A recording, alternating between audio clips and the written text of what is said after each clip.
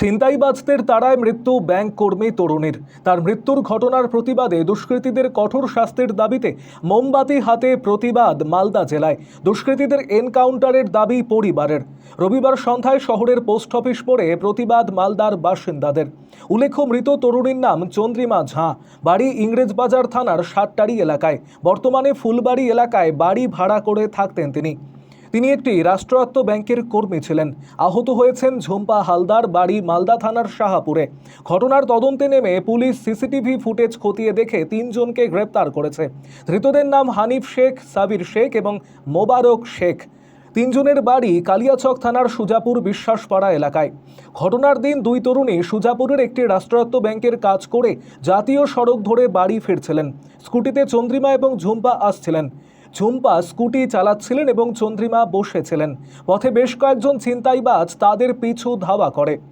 জাতীয় সড়কের সুস্থানী এলাকায় জাতীয় সড়কের ফাঁকা জায়গায় চন্দ্রিমার ব্যাগ ধরে টান দিলে জাতীয় সড়কে ছিটকে পড়ে চন্দ্রিমা।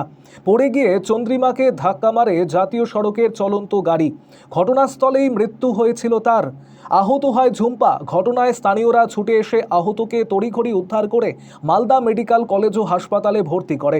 বর্তমানে গুরুতর জখম অবস্থায় চিকিৎসাধীন তিনি। ঘটনায় মোমবাতি হাতে মিছিল করেন মালদার বাসিন্দারা। জেলার প্রাণকেন্দ্র পোস্ট অফিস মোড়ে এসে সেই প্রতিবাদ মিছিল শেষ হয়। মোমবাতি হাতে দুষ্কৃতীদের শাস্তির দাবিতে প্রতিবাদ জানান। মৃতের দিদি জানিয়েছেন, এই ধরনের ঘটনা কখনোই কাম্য নয়।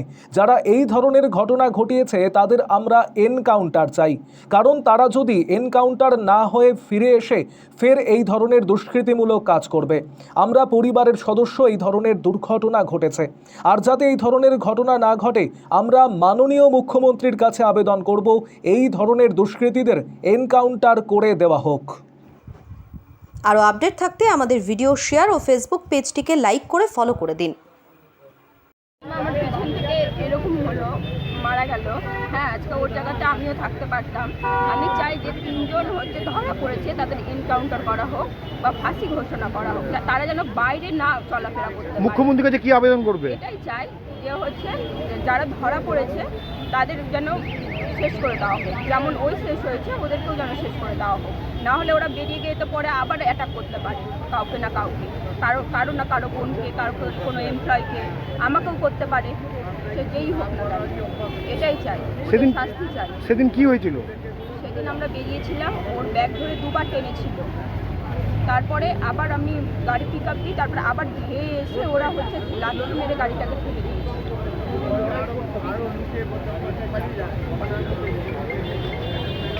কি নাম তোমার?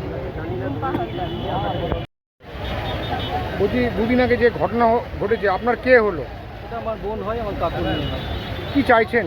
আপনাদের মাধ্যমে আমার একটাই বলার, দোষীদের যাতে খুব শীঘ্রই শাস্তি হয়। শাস্তি বলতে ওদের যাতে ফাঁসি দেওয়া হয় বা যে কোনো হোক, মানে বেশি দেরি যাতে না করা হয়, শীঘ্রই ওদের শাস্তি দেওয়া হোক। কারণ কোনো মা বাবার ভুল যাতে আর ফিউচারে খালি না হয়, আমরা চাই খুব তাড়াতাড়ি শাস্তি। এই ঘটনায় পুলিশ 3 জনকে অ্যারেস্ট করেছে, কিন্তু আমরা চাই যে শাস্তি তাড়াতাড়ি হোক, বেশি দেরি যাতে না হয়। নতুন মুখ্যমন্ত্রী কি আপিল করবেন? আপিল করবে, উনি যেরকম বলেছেন সকালে নেব বিকালে খরচ করবো, সেরকমই যাতে কিছু হয়। আমরা এটা সবাই এই দাবি করছি, তাড়াতাড়ি ফাঁসি হোক, যেভাবে হোক ওদের শাস্তি হোক, খুব তাড়াতাড়ি শাস্তি হোক। কারণ আমি কাকিমার মুখ দেখতে পাচ্ছি না। আমার কাকিমা 3 দিন ধরে এখনও পর্যন্ত ঘুমের ওষুধ খেয়ে আছে। আজকে 4 দিন হয়েছে, আজকে শুধু চা খেয়েছে। কাকিমার অবস্থা সেরকম। আমরা চাই এদের তাড়াতাড়ি শাস্তি হোক, তাহলে কিছুটা আমরা শান্তি পাই। ধন্যবাদ। আপনার নাম? ভৈরব ঝা। আপনার কে হলো? আমার বোন হয়। আজকে যে ঘটনাটি ঘটেছে অতিরিক্ত ন্যাক্কারজনক ঘটনা। আজকে ন্যাশনালের উপরে 2টি মেয়ে যাচ্ছে, তাদের নিরাপত্তা কোথায়? শুধু তাই না, আজকে মালদাতে আমাদের নারী হিসেবে নিরাপত্তা কোথায়? প্রচুর ছেলে ডাগাসক্ত, ব্রাউন সুগারের নেশায় আসক্ত।